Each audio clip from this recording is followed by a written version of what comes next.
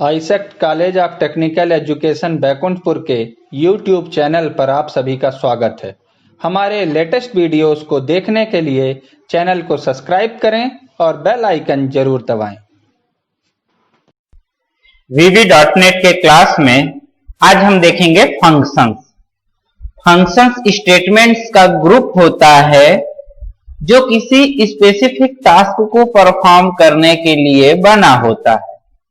ठीक है, कहने से मतलब है कि कभी कभी हमें क्या होता है कि एक प्रोग्राम के अंदर हमें कई सारे कार्य करने होते हैं और हम उनको सबको स्टेप बाय स्टेप लिख देते हैं, उससे वह समझने में आसान नहीं रहता है। इसलिए या कई बार और भी होता है कि ऐसा कुछ स्टेटमेंट होता है जिसको हमें कई जगह पे यूज करना है, कई बार यूज करना है। जैसे आप लोगों ने फंक्शन देखा होगा, सम, एवरेज, काउंट वगैरह। तो क्या करता है, वो एक स्पेसिफिक टास्क के लिए बना हुआ है, वो उस टास्क को परफॉर्म करता है। तो उसी तरीके से हम .NET में यूजर डिफाइंड फंक्शंस भी बनाते हैं जो किसी स्पेसिफिक टास्क को परफॉर्म करने के लिए बनाया गया होता है।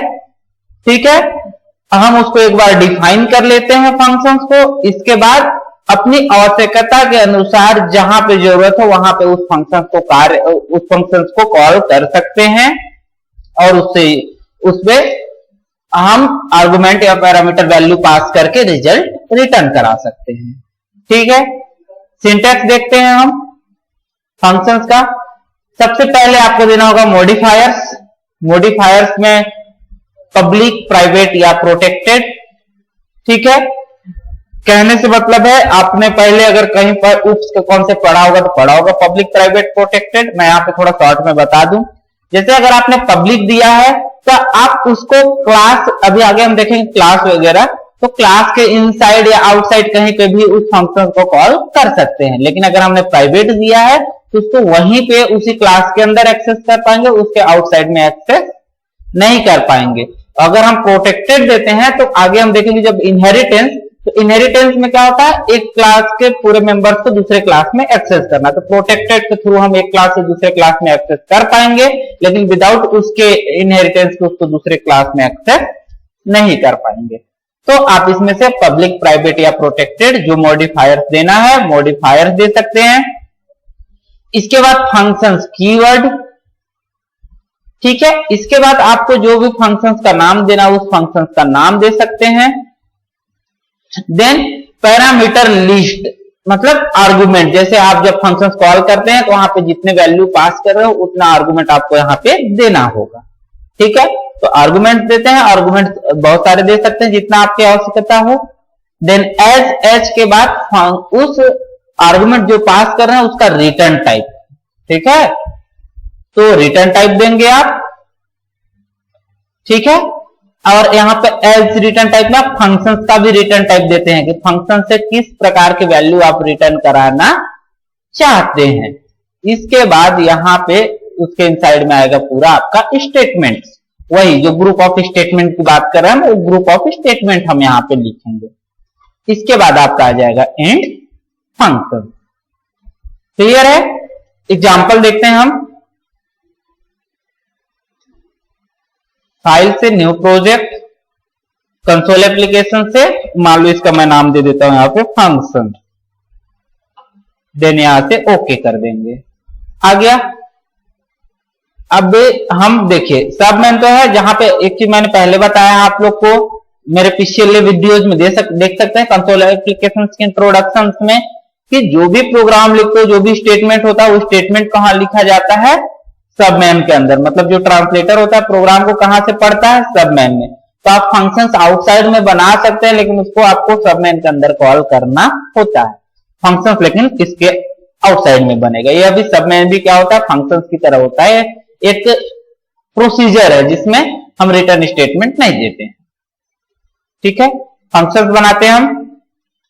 2 नंबर को टोटल करने के सिंपल फंक्शंस बना लेते हैं।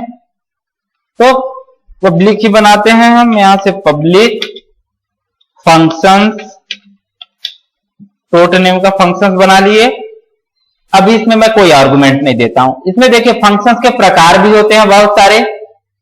जैसे functions with argument, functions without argument, functions with argument with return value, functions without argument without return value। उससे कहने का मतलब है कि यहाँ पे जो है उसमें आप आर्गुमेंट पास नहीं कर रहे तो विदाउट आर्गुमेंट होगा, आर्गुमेंट पास कर रहे तो विद आर्गुमेंट होगा, और नीचे अभी हम रिटर्न स्टेटमेंट देंगे तो विद रिटर्न वैल्यू होगा, अगर रिटर्न स्टेटमेंट नहीं देना तो विद रिटर्न वैल्यू नहीं होगा। ठीक है, तो हम एक फंक्शन बनाते हैं विदाउट आर्गुमेंट का, पब्लिक फंक्शन स्टोर नेम का फंक्शन है एज के बाद यहां पे दे दिया फंक्शन का टाइप मान लो मेरा रहेगा इंटीजर टाइप के वैल्यू रिटर्न करें। ठीक है, अब यहां पे गए डिम वेरिएबल ले लिए, मान लो एक्स वाई और जेड ले लिए एज इंटीजर। ठीक है, देन यहां पे हम इसको इनपुट करा लेते हैं, क्योंकि console dot right line 2 numbers input कराना, तो मैं सीधे मैसेज देता हूं इंटर 2 वैल्यू।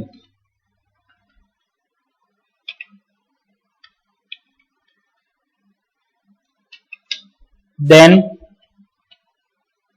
यहां से रीड लाइन से दोनों को इनपुट करा लेंगे हम एक्स और वाई को, X equal console dot read line. इसी तरीके से वाई को भी करा लिए, Y equal console dot read line.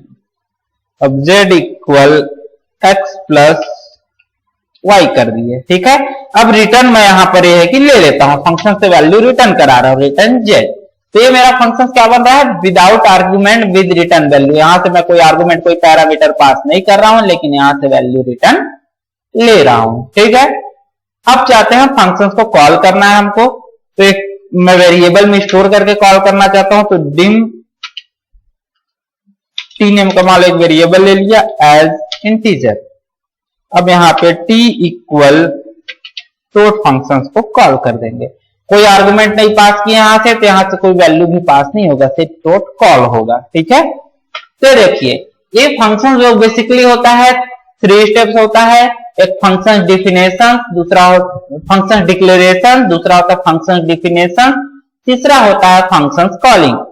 तो फंक्शन डिफिनेशन और यहां है ये, और यहाँ पे फंक्शन डिक्लेरेशन और डिफिनेशन दोनों हमने साथ में दिया हुआ है, और ये है फंक्शन कॉलिंग। कहने से मतलब है यहाँ पे हमने फंक्शंस को डिफाइन किया है और यहाँ पे हम फंक्शंस को यूज कर रहे हैं। आप एक से ज्यादा बार भी फंक्शंस को कॉल कर सकते हैं। ठीक है, तो यहाँ पे फंक्शंस को कॉल किए। अब मैं इसको प्रिंट कर देता हूं टी को, console dot right line, message भी दे देते हैं टोटल @t,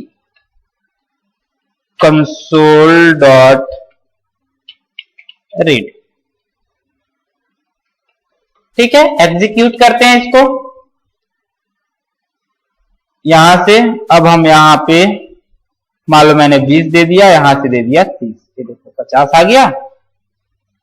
ओके, ठीक है, क्लियर है। तो इस तरीके से भी कर सकते हैं। मान लो मैं सीधे चाहता हूं कोड पे ये लाइन मेरे को डीम देने की जरूरत ना पड़े, सीधे मैं फंक्शन को ही कॉल कर दूं कंसोल डॉट राइट लाइन से, तो सीधे यहां पे आप टोट लिख करके सीधे सीधे कॉल कर सकते हैं। ये देखिए, ओके। अब मैं देखता हूं functions with argument with return value, मतलब यहां से आर्गुमेंट पास भी करें और यहां से हम वैल्यू भी रिटर्न लें। तो आर्गुमेंट पास करने के लिए यहां पे लिखना होगा बाई बेल, मान लो मैंने ले लिया x एज इंटीजर, बाई बेल y एज इंटीजर। ठीक है, तो यहां पे अब मुझे ये सब लाइन देने की जरूरत नहीं है, सीधे सीधे यहां पे मैं क्या करूंगा, रिटर्न x प्लस y, और उन लाइनों को मैं यहां पे लिख दूंगा। ठीक है, और इसको यहां से मुझे लेने की जरूरत नहीं। देखिए यहां से क्या करेंगे, हम जब फंक्शन को कॉल करेंगे उस समय पे हम इसके लिए वैल्यू पास करेंगे। जो वैल्यू पास करेंगे यहां से फंक्शन कॉलिंग में, वो वैल्यू किसमें स्टोर होगा, जाके x में और y में। और फंक्शन मुझे एक्स वाई को टोटल करके उसकी वैल्यू रिटर्न करेगा। तो यहां पे मैं क्या कर रहा हूं, एक्स और वाई के लिए यहां पे ए बी ले सकते हैं, मान लो सेम नेम से अगर हमको कंफ्यूजन है तो ए और बी, ए को इनपुट करा लिए और बी को इनपुट करा लिए, ठीक है। अब आर्गुमेंट दी यहां पे, तो फंक्शन जब कॉल करेंगे तो उसके लिए वैल्यू भी पास करना पड़ेगा। तो वैल्यू किसका पास करूंगा, जो ए में वैल्यू इनपुट करूं वो उसको पास करना चाहूंगा और जो बी में स्टोर हो उसको। तो शॉर्ट में यहां पे ए कॉमा बी, ठीक है। क्लियर है। देखिए सबसे पहले देखते हैं, फंक्शन डिक्लेयर किए, दो आर्गुमेंट पास किए एक्स और वाई। यहां पे हमने रिटर्न किया किसको, एक्स प्लस वाई को। एक्स प्लस वाई जुड़ के जो भी टोटल आएगा वो किसको रिटर्न करेगा, टोट को। अब नीचे गए, दो वेरिएबल में हमने ए और बी में वैल्यू स्टोर कराया और यहाँ पे हम फंक्शन को कॉल किए टोट को, और टोट को कॉल करने के साथ उसमें दो वैल्यू पास कर रहे हैं। वैल्यू किसको पास कर रहे हैं, ए और बी में जो वैल्यू स्टोर होगा। और ए और वैल्यू जब फंक्शन कॉल होगा तो इस ए और बी की वैल्यू को किसको पास करेगा, एक्स और वाई को।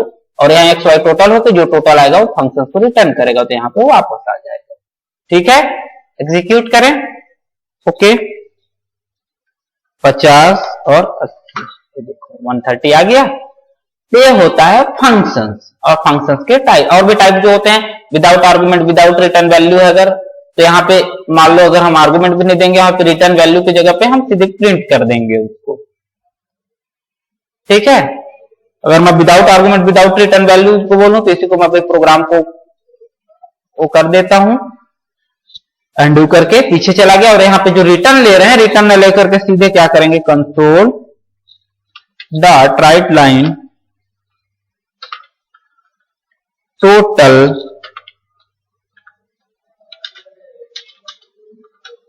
और जेड को यहाँ पे प्रिंट कर लेंगे। तो सीधे यहाँ पे आपको ये सब देने की जरूरत नहीं है, सिर्फ और सिर्फ में क्या करना होगा, यहाँ पे फंक्शंस को कॉल करना होगा, ठीक है। यहाँ पे ना तो कोई आर्गुमेंट दे रहे हैं ना तो हम कोई वैल्यू पास कर रहे हैं, यहां से इसको हटा देंगे, ओके। अब देखिए, ठीक है। तो इस तरीके से without argument without return value, ना आर्गुमेंट पास कर रहा है ना तो कोई वैल्यू रिटर्न ले रहे हैं, सीधे यहाँ पे हमको फंक्शन को सिर्फ कॉल करना पड़ रहा है सब मेनू के अंदर, okay. Thanks for watching this.